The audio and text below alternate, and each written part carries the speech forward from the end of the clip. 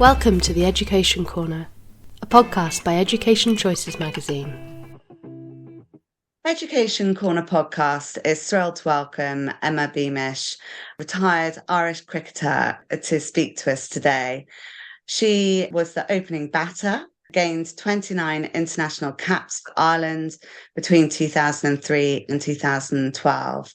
She made her international debut at the 2003 IWCC Trophy, where Ireland won the tournament, qualifying for the World Cup in South Africa in 2005.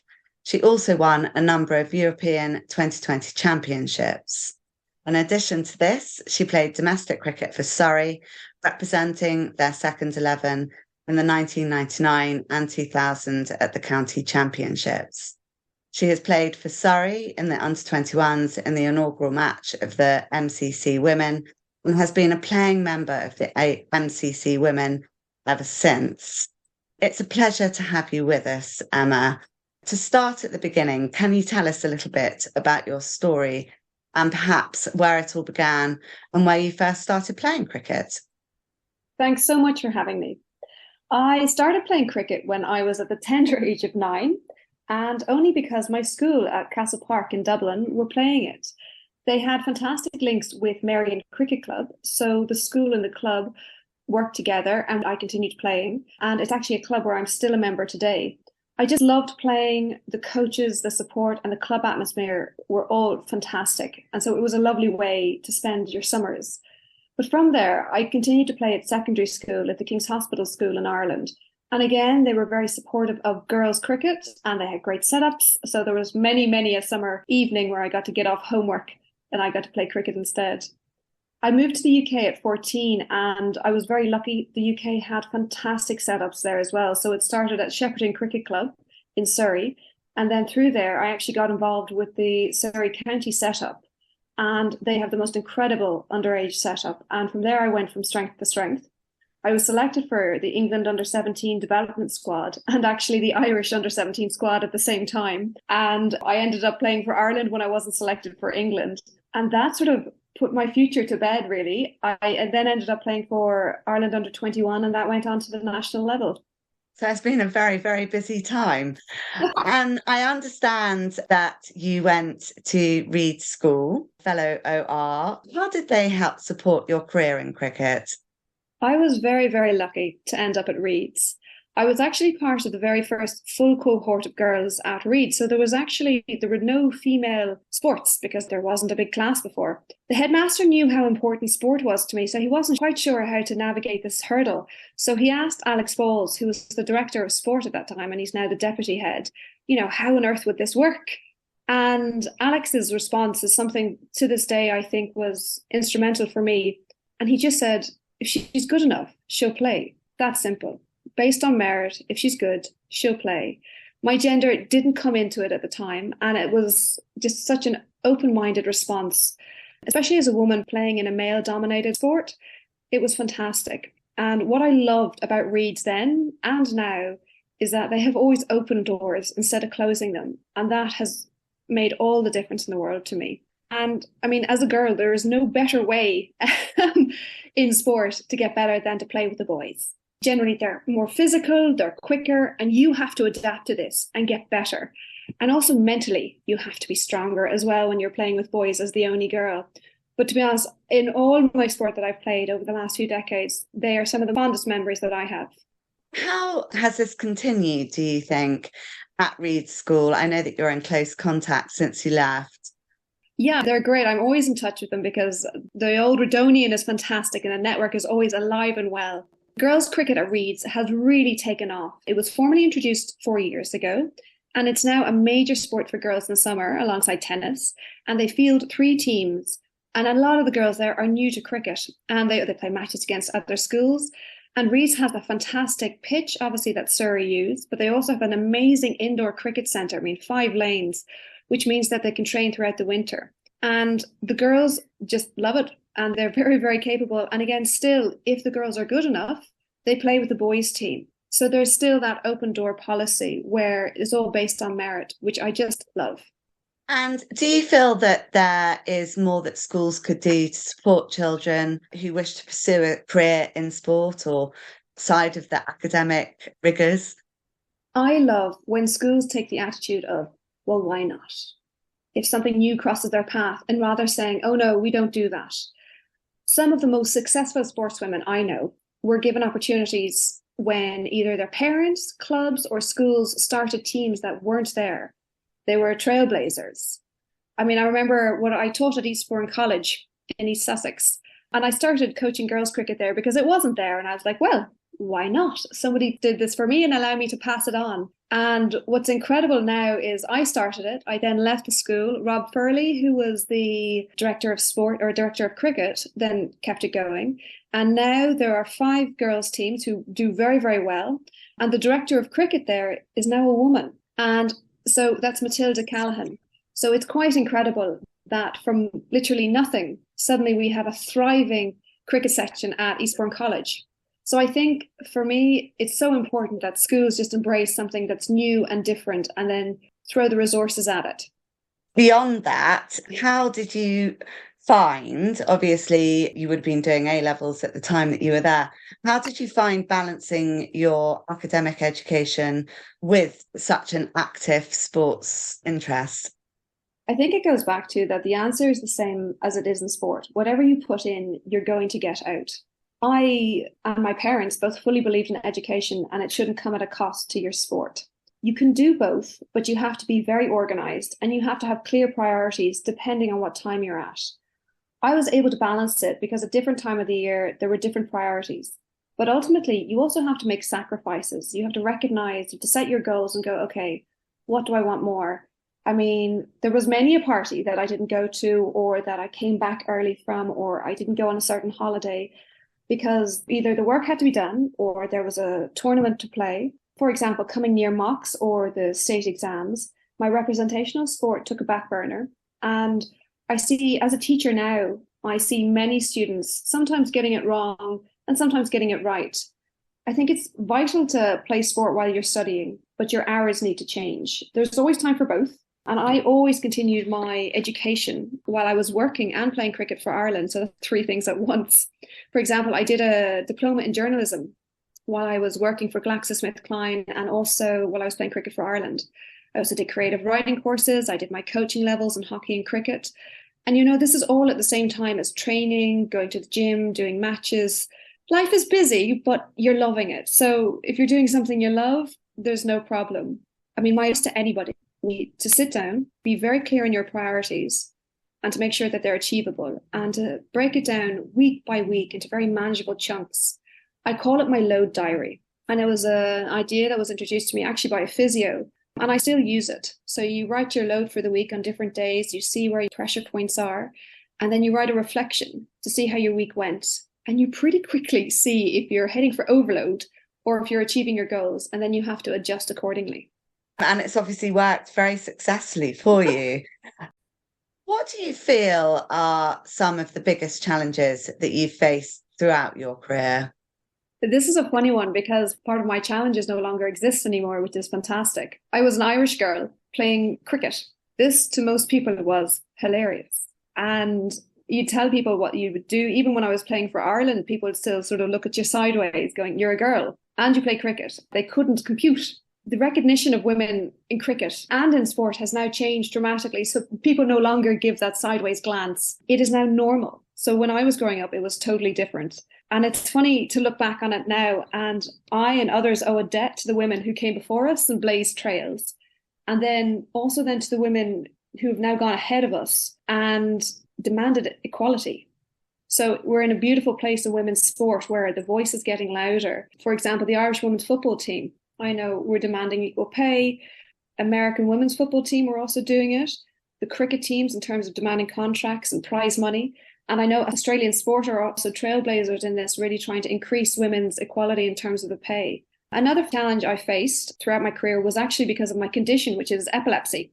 And players are now better looked after medically and mentally, thanks to loads of really brave sports people who've come out and talked about their worries and their anxiety and their challenges. And I think about those people like brilliant English cricketer Sarah Taylor and the tennis player Naomi Osaka, and even Michael Phelps. With my epilepsy, I mean, there were times where I could barely stay awake because of my medication, or I wasn't in a really great place because it was after a seizure. And due to the environment and lack of understanding, and people just didn't discuss things, so I felt I couldn't talk to the coaching staff because my fear was that I would jeopardize my place in the team because I would become a burden, or they didn't want to deal with it. And I remember turning up to a training session completely exhausted because my medication had just been changed. Mentally, I was having a really tough time. I was really low. And my coach totally bawled me out of it because I didn't look switched on. I didn't look like I wanted to be there. And it was a really, really lonely time because you're personally struggling with something that's not your fault. You're trying to play cricket for your country and give everything, but you physically can't. And you wanted to be able to have that lovely open conversation and say, can you just give me 5? Or can you just give me a bit of support, but I'll get through it. And I think nowadays there's so much more awareness and chat and support for athletes. And athletes also feel like they have a stronger voice. And for me personally, especially on this point, I love seeing the change because, it is a tough environment. I think most environments are tough. International sport is very tough because you're fighting for your place all the time and you don't want to show weakness or any kind of weakness. But ultimately, people think tough environments produce better athletes. But I think what everyone's realizing now is that you need to work with the athlete where they're at. And as a result, you get the best out of them. Can you tell us a little bit about how Surrey County Cricket supported you with your journey? I would not have reached the heights or had the incredible experiences that I had without Surrey Cricket. And I am very well aware of that. They took me in when I was 14 years old and they spat me out when I was playing cricket for Ireland. No better, I think, example of it. But also their setup for girls in cricket was brilliant. And I mean, I was coming from Ireland where this was not there, and girls cricket, my God, girls sport wasn't important. I tell you, girls cricket was even less so. There are a couple of people that stand out to me. Sharon Ayres was the women's development officer for Surrey when I was playing. And she was one of the most selfless, funny people that I know. She was so fun, so passionate, and just so passionate about girls' cricket. She was the reason. She kept pushing and pushing for us to have more and more. And she was our voice. And it's something that I didn't get till I was much older. And she championed us. And there are many of us at Surrey Cricket who are very lucky that we had her for our journeys. Another one is the coaches. It still makes me laugh. Jeremy Greaves, fantastic coach, infectious energy. He was great crack. But most of all, my teammates. A number of those girls actually went on to represent their country. They were the best girls. And not only did they represent their country, other girls have blazed trails in other areas of life.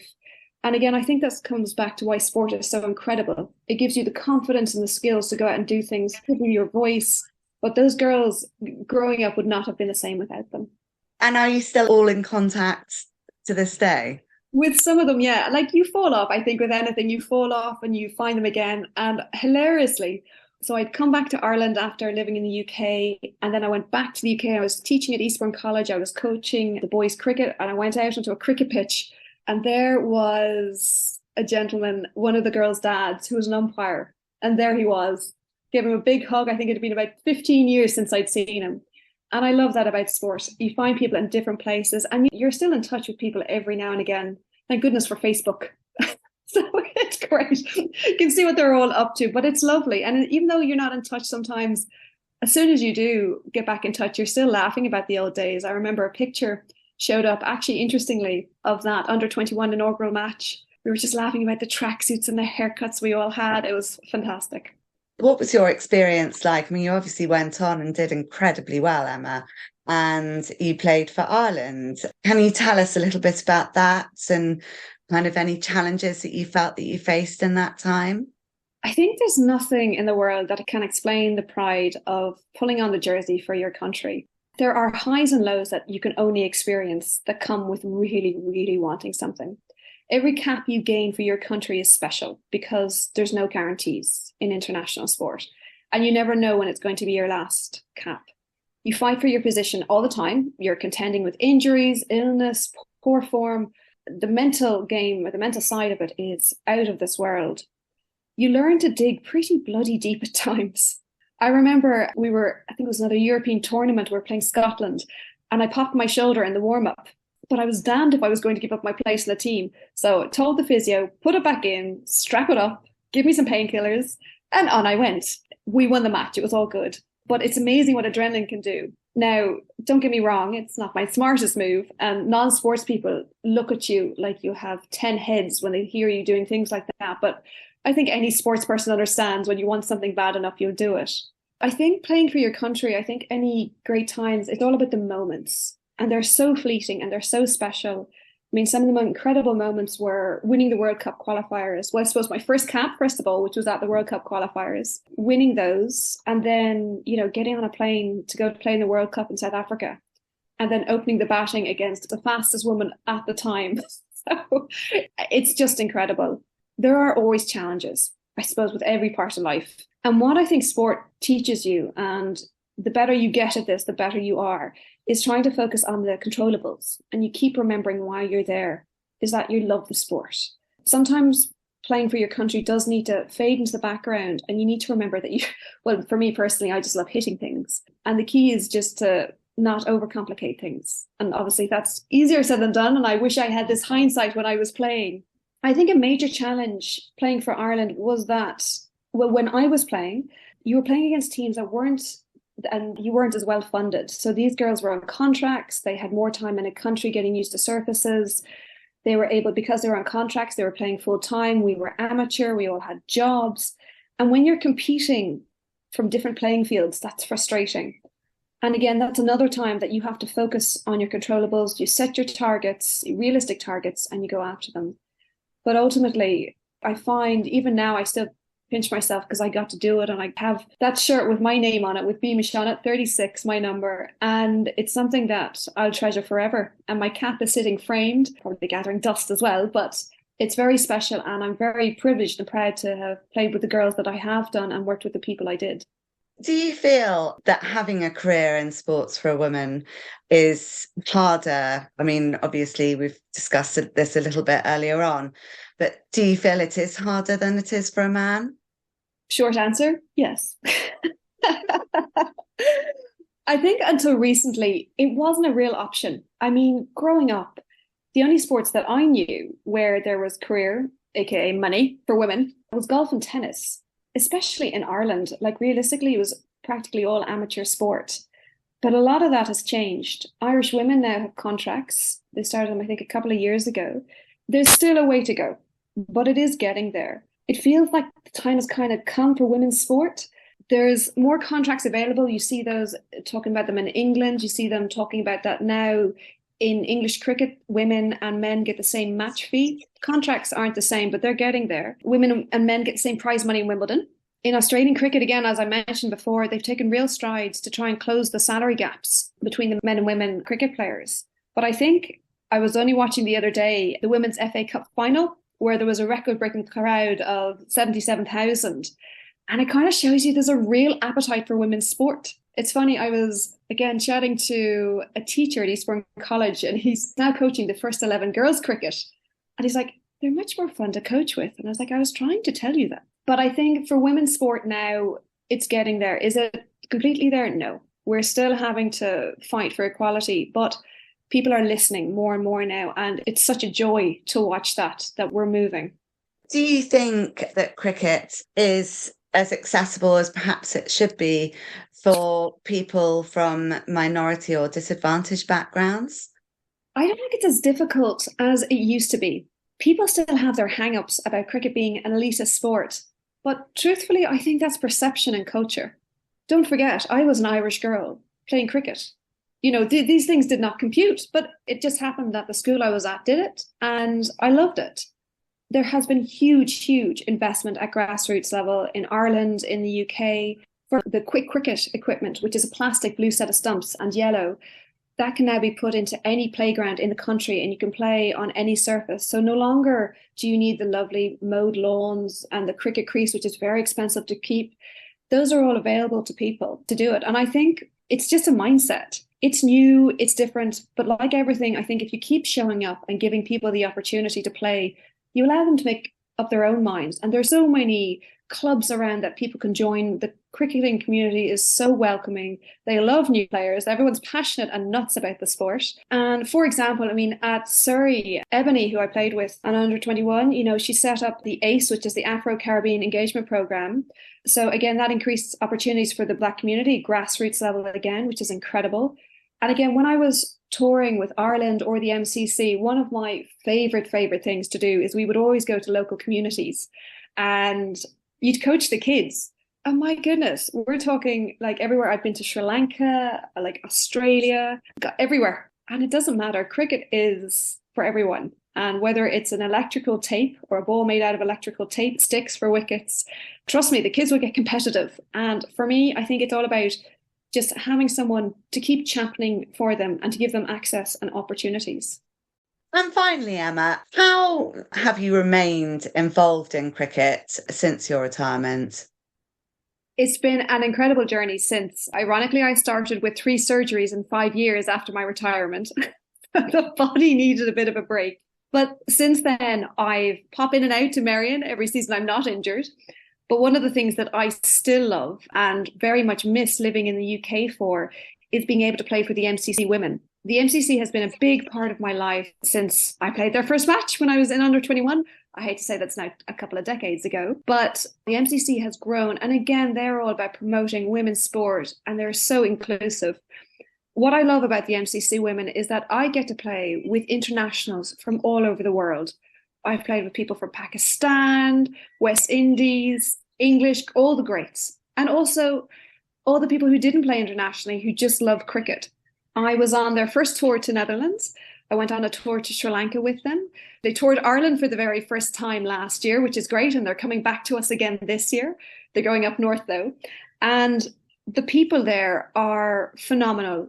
Sometimes when you play internationally, you fall out of love with the sport because international sport is tough and it's heartbreaking. But going back, playing for the MCC, the joy of cricket and just the joy of playing. I never have so much fun as I do playing for MCC Women. Kate Matave was the woman who was there at the very beginning. She's the reason it's still going and that it's growing. The friends that I've made through it, through the tours and playing, are still great crack. I'll still pick up the phone to them. I think I would highly recommend if anybody or any cricketers out there, any women cricketers out there, get in touch with the MCC, get playing, try and qualify, because some of the best cricket that I have played and I've enjoyed has been with the MCC Women. And they're a phenomenal bunch and they have an outmatch program now, which is incredible. It's building and building. And the lovely thing is you get to give back there as well. Like you can play against schools, you play against county sides, you play against country sides. There's sport for every level and every ability. And I think I love going back and playing with the kids because you're playing with girls who just are having the crack. And that's what it's all about at the end of the day. If you don't love your sport, what's the point? So I think what's very special to me now is that I am still a playing member of the MCC and it still gives me opportunities to have the crack.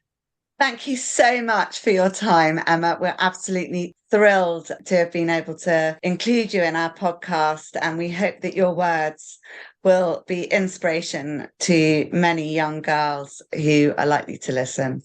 Thank you again.